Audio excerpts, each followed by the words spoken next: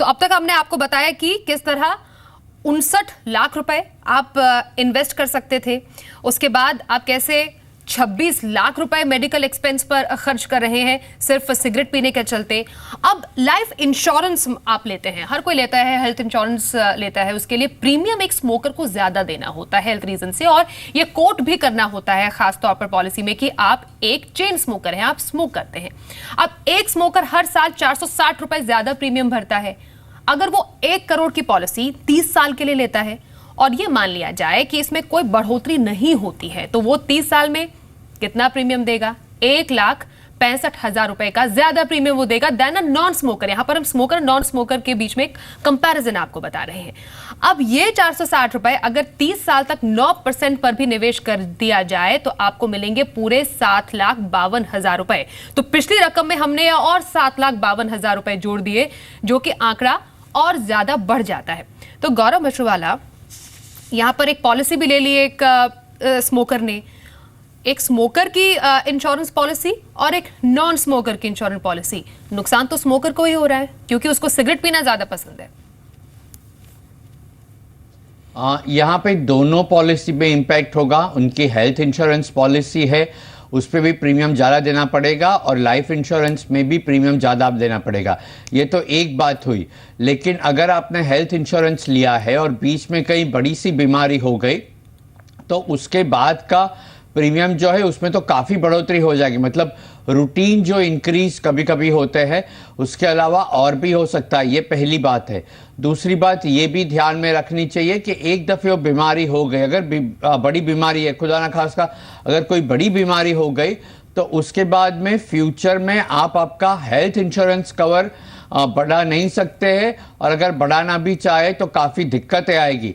मतलब आपने जो 30 साल की उम्र का जो एक दाखला लिया हुआ है, एक जो एग्जाम्पल लिया हुआ है, अगर किसी को 40 या 42 साल में कोई बड़ी सी बीमारी हो जाए तो उसके बाद में उन्हें अगर हेल्थ कवर मिल भी गया आगे चलते हुए तो वो बीमारी के लिए नहीं मिलेगा, फिर तो रिस्क और भी बढ़ जाता है। मतलब ये रिस्क जो है वो अब तक हम जो बात कर रहे थे वो ऐसी बात कर रहे थे कि आपकी आमदनी, आपका मेडिकल इंश्योरेंस वगैरह, लेकिन अगर ये मेडिकल इंश्योरेंस नहीं मिला और बाद में बीमारी हुई, फिर तो आपने जो एग्जिस्टिंग सेविंग कर ली है उसमें भी इरोजन होगा। तो एक जगह हम हमारे एग्जिस्टिंग सेविंग एग्जिस्टिंग निवेश नहीं कर सकते।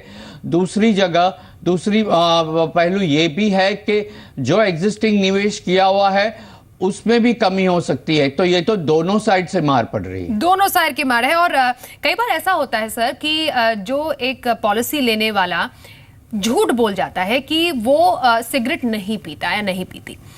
उस टाइम पर जो हेल्थ चेकअप होता है उसके पहले शायद कुछ देर के लिए सिगरेट छोड़ दी। ये इंपॉर्टेंट इंफॉर्मेशन छिपाना आगे जाके कितना घातक हो सकता है? ये तो कभी ना करे। दो चीजें, एक तो है वैसे भी टेस्ट में सब पता चल जाता है, तो ऐसा नहीं है कि अगर आपने 1-2 महीने या 1-2 साल भी अगर सिगरेट छोड़ दी तो टेस्ट में नहीं आएगा। आजकल जो टेस्ट किए जाते हैं, जो परीक्षण किए जाते हैं, वो इतने पावरफुल है कि आप अगर पहले भी स्मोकर रहे तो उसके ट्रेसेस मिल जाते हैं। ये तो पहली बात है। उसके अलावा दूसरा ये भी पहलू है कि अगर आपको बाद में बीमारी हो गई और अगर इंश्योरेंस कंपनी को पता चला, और वो पता चलेगा ही, फिर तो आपको क्लेम देने से इनकार भी कर सकते हैं।